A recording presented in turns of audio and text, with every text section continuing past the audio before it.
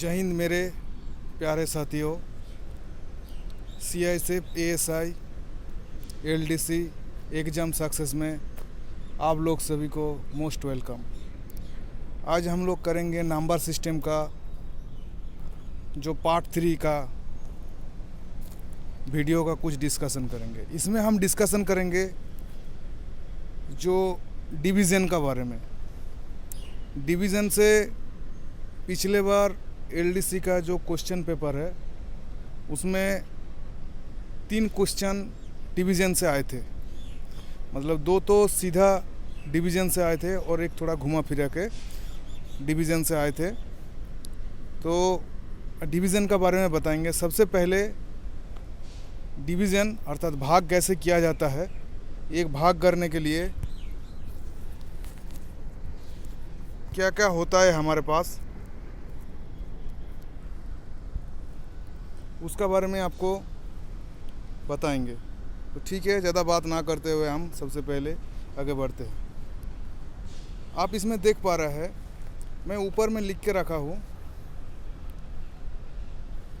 ये देखिए divided by 5679/7, अर्थात कि 5679 को 7 से भाग किया जाए तो उसमें उसका भागफल भागशेष कितना आएगा। तो इसका मतलब हमने जो वर्ड बोले कि किसी को भाग करने के लिए, हम जैसे अभी आपको वर्ड बोले भागफल भागशेष, इसका मतलब ऐसा तो कुछ है कि कुछ चीज़ से लेकर ये भाग बना हुआ है। जो डिवाइड किया जाता है इसका मतलब कुछ चीज़ों से लेकर बना हुआ है। तो क्या क्या चीज़ों से बना हुआ है वही चीज़ आपको बताएंगे। देखिए, जैसे यही चीज़ को हम यहाँ पे लिखे हैं, इसको ध्यान से देखिए। इसमें क्या किया, हम 7 से 5679 को जैसे भाग कर रहा है तो 7 को हम क्या बोल रहे हैं, डिविज़र या भाजक, और 567 को हम क्या बोल रहे हैं, डिवाइडेंट या भाज्य। ठीक है, उसी तरह आप इधर आ जाइए। जैसे 7 से भाग करने के बाद जो चीज़ हमारा इधर निकला हुआ है उसी चीज़ को बोला जाता है भागफल या क्वोशन। ठीक है, इसके बाद जो बचा हुआ, मतलब भाग करने का बाद भागफल निकलने के वजह से भागफल जो मतलब जहाँ भाग जिससे कर रहे हैं उसके बाद जो चीज़ बचा हुआ, जो संख्या बचा हुआ है उसी को हम बोलते हैं रिमाइंडर या भाग शेष। और इस भाग शेष से संबंधित क्वेश्चन हमारा ASI LDC का जो पेपर में आता है, इसका बारे में आपको हम नेक्स्ट पेज में और अच्छे से क्लियर करते हैं।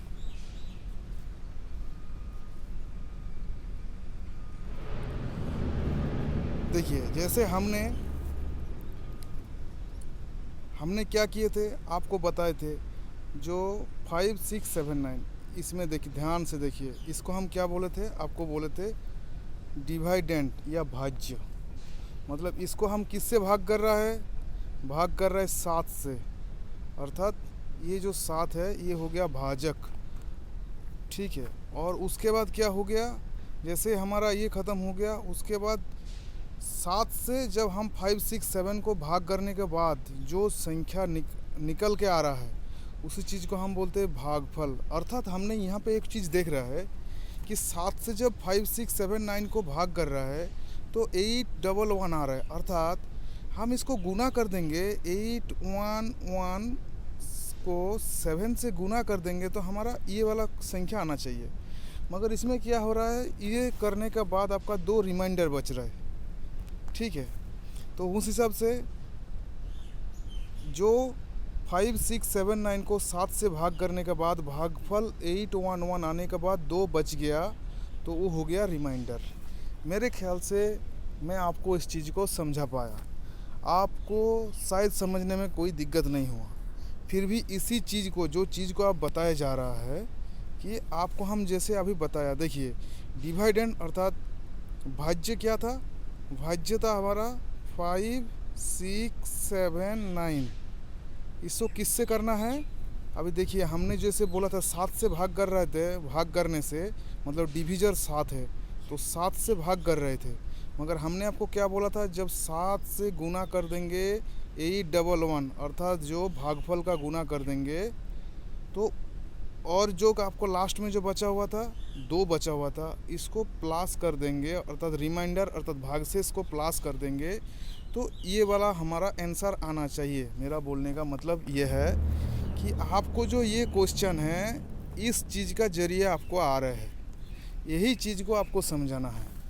क्वेश्चन में क्या करेगा, कभी कभी कोई एक चीज़ को, जो यहाँ पे 3 है, किसी में एक चीज़ को हटा देगा, या नहीं तो यहाँ पे इसको हटा देगा, 5 6 7 9 को हटा देगा और आपको पूछेगा कि इसका आंसर बताइए। उसमें क्या 4 ऑप्शन रहेगा, उसमें आपको करना है।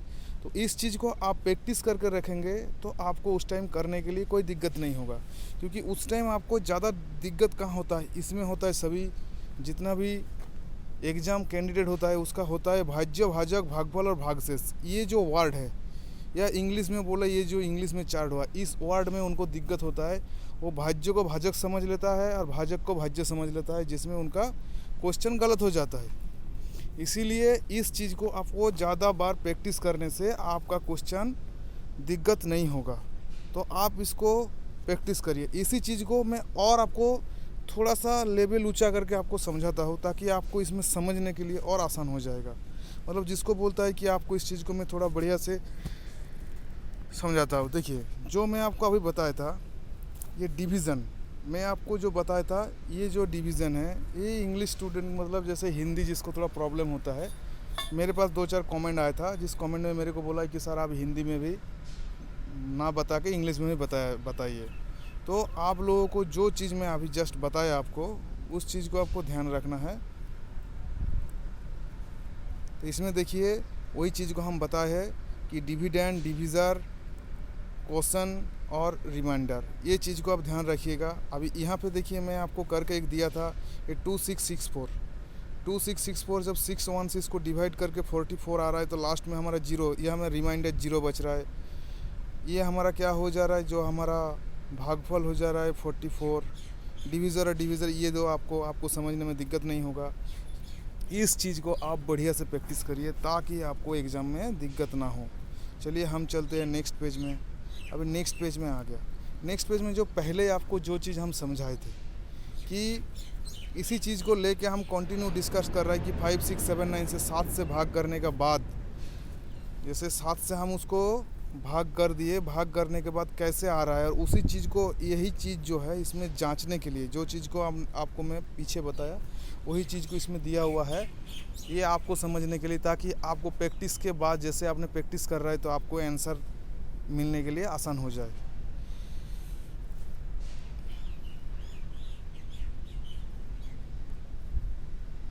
उसके बाद हम नेक्स्ट पेज में चलते हैं। नेक्स्ट पेज में आ गया, ये जो हमने जो डिवाइडेंड का जो आपको रूल सिखाया, ये जो ऐसे आपको भाज्य, भाजक, भागफल और भागशेष ये जो समझाया, आपके पास क्या करेगा, बड़ा बड़ा संख्या दे देगा और आपको बोलेगा उसको काटना है, मतलब भाग करना है। तो आप कैसे करोगे, इसका कुछ रूल होता है, जो डिविजिबिलिटी अर्थात विभाज्यता कहा जाता है। मतलब आपको कैसे किसी संख्या को कैसे भाग किया जाएगा। तो हम लोग क्या, एक से तो एक तो आसान है कि एक से कोई भी संख्या भाग हो जाता है, मगर 2 से किसी भी संख्या को जैसे भाग करना है, 2 से भाग करना है, तो वो संख्या कैसा होना चाहिए। जैसे आपको इवन और ऑड में बताया था कि ऑड संख्या क्या होता है, 2 से डिवाइड होता है। तो इस चीज़ को आपको ध्यान में रखना है। देखिए मैं इसको आपको बताया, 2 से मतलब भाग करने का रूल।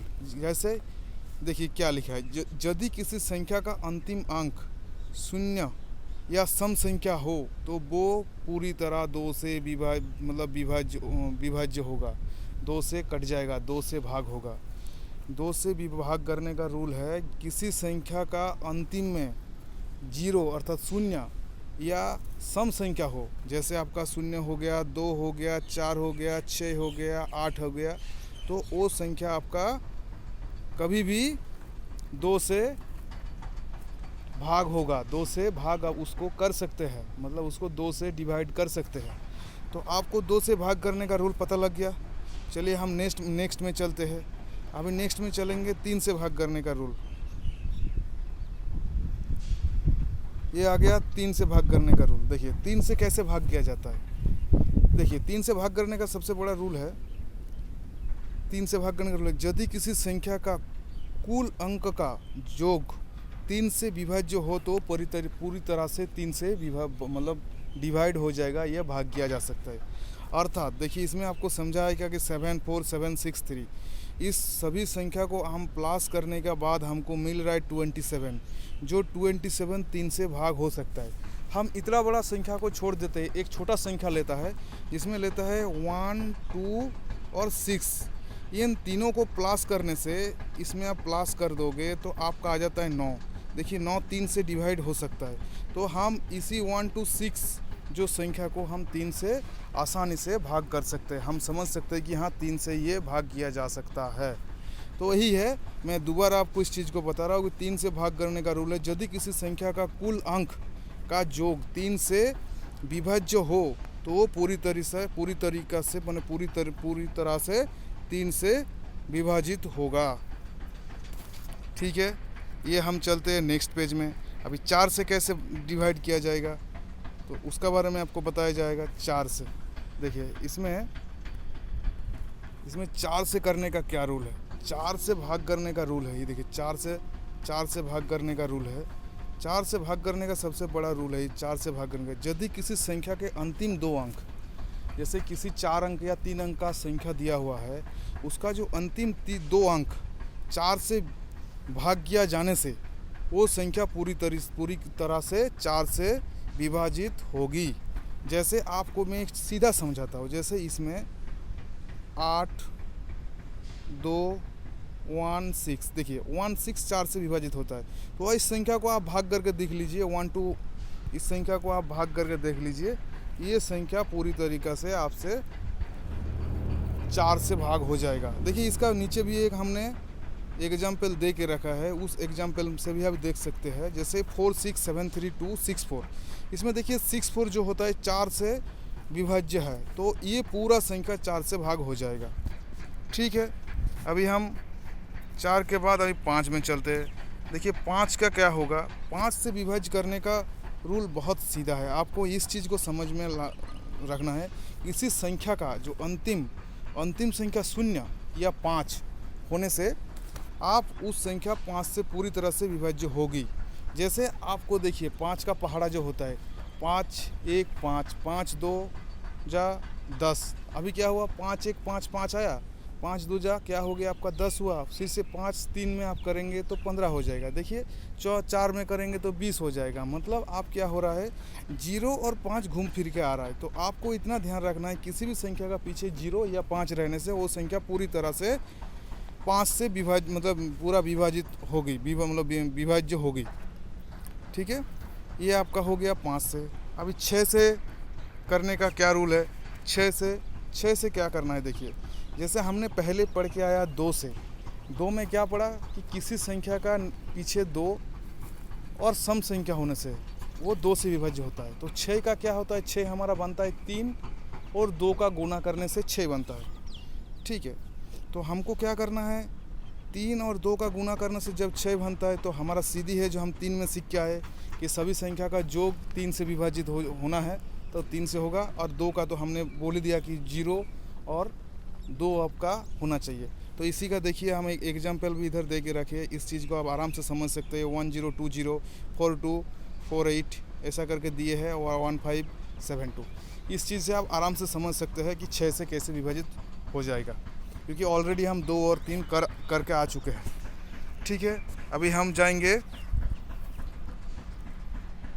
अभी ये ख़त्म हो गया, अभी जाएंगे हम 7 का। अभी देखिए यहाँ पे 7 का नहीं है, हमारा है 8 का, क्योंकि 7 में क्या होता है, 7 में एक रूल नहीं है।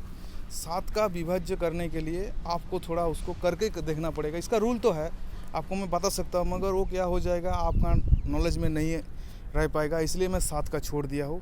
7 को आपको आगे जाके एग्ज़ाम का पहले आपका 7 का बारे में मैं समझा दूँगा। अभी आपको देखना है 8 का बारे में। देखिए 8 में क्या है, 8 से विभाज्य करने का सिस्टम क्या है, आपको इस चीज़ को समझ में रखना है। 8 से विभाज्य करना है तो यदि किसी संख्या का अंतिम अंक 0 हो, या जो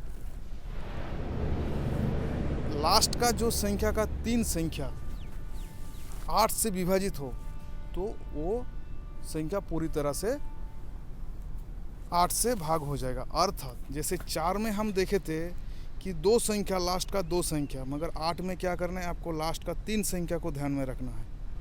ठीक है, 8 का लास्ट का जो 3 संख्या को आपको ध्यान में रखना है कि मेरा इसमें से हो रहा है या नहीं हो रहा है।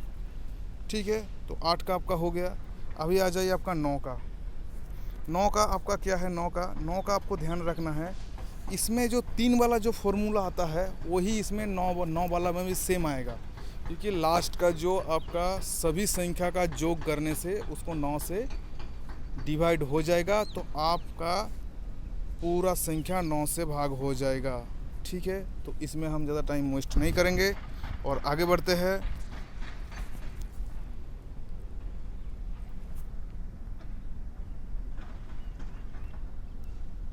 अभी हमारा आ गया 10 से भाग करने का रूल। अभी 10 वाला जो होता है रूल, ये बहुत आसान होता है, क्योंकि 10 का क्या होता है, 10 का अंतिम अंक कभी भी आपको डिवाइड करना है तो उसका शून्य आएगा। ऐसे शून्य आ गया तो आप समझ लीजिए, ऐसे शून्य आ गया तो आप समझ लीजिए कि हाँ आपका 10 से डिवाइड होगा। मगर वही 11 में आ जाएंगे, 11 का सिस्टम पूरा उल्टा है। कैसे उल्टा है, इसमें देखिए हम आपको पढ़ के सुनाते हैं, थोड़ा जूम कर देते हैं ताकि आपको देखने में आसान हो जाएगा। देखिए इसमें क्या बोले कि यदि किसी संख्या के सम और विषम स्थानों पर स्थित अंकों का अंतर 11 से विभाज्य हो या अंक का बराबर हो तो वो 11 से विभाजित होगा। अर्थात क्या बोल रहे हैं, जैसे देखिए इसमें हमने क्या किया, ये 3 2 4 5 6 8 2 ये एक संख्या ले लिया, जो संख्या है टोटल आपका 1 2 3 4 और 7 संख्या से बना है। इसमें क्या करना है, आपको इतना ध्यान रखना है कि जैसे फर्स्ट वाला संख्या 3, इसको अलग ले लीजिए। 2 को देखिए मैं इधर लिया हूँ, 2 को अलग ले लीजिए। उसके बाद फिर से सम जाएगा, आ जाइए 3 + 4 कर दीजिए, उसके बाद 6 कर दीजिए, उसके बाद 2 कर दीजिए। ये सब को मिला के 15 हो गया। अभी उसका जो आपका सम स्थान वाला जो है 2 5 और 8, इसको तीनों को जोड़ करके 15 हो गया। 15 आपको क्या हो गया, इसको आप माइनस कर 0 हो गया, या संख्या एक ही हो गया।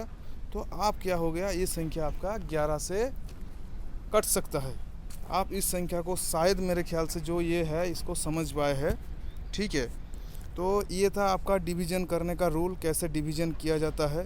ठीक है, और आगे आपको और सिखाया जाएगा। इसमें क्या है कि हम लोगों को ASI LDC एग्ज़ाम में ज़्यादा बड़ा क्वेश्चन नहीं पूछते हैं, तो लगभग हम 11 तक याद रखेंगे तो हमारे लिए काफ़ी है।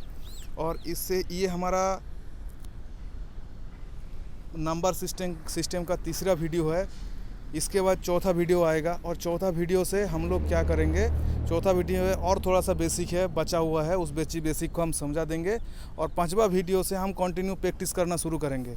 तो इसका कम से कम और 3 वीडियो आएगा। एक वीडियो बेसिक का आएगा, बाकी जो बचा हुआ 2 वीडियो है उसमें सिर्फ प्रैक्टिस करेंगे, जिस प्रैक्टिस का जरिए आपको ASI एग्ज़ाम का जो LDC का जो एग्ज़ाम है उसको क्वालिफाई करने में कोई रोक नहीं सकता, कम से कम इस नंबर सिस्टम का कोई भी मैथ आने से।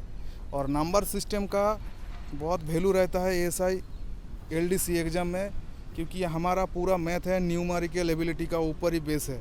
तो हम नंबर सिस्टम को बढ़िया से हम नहीं सीखेंगे तो हमारे लिए इन फ्यूचर में जाके बहुत दिक्कत होगा।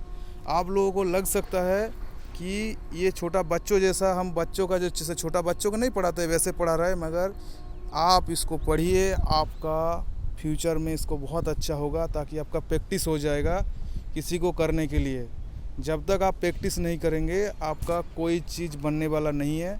इसलिए आप लोगों से मेरा हम्बल रिक्वेस्ट है, आप इसको प्रैक्टिस करिए और आगे बढ़िए। आज के लिए मैं विदा चाहता हूँ। Good bye.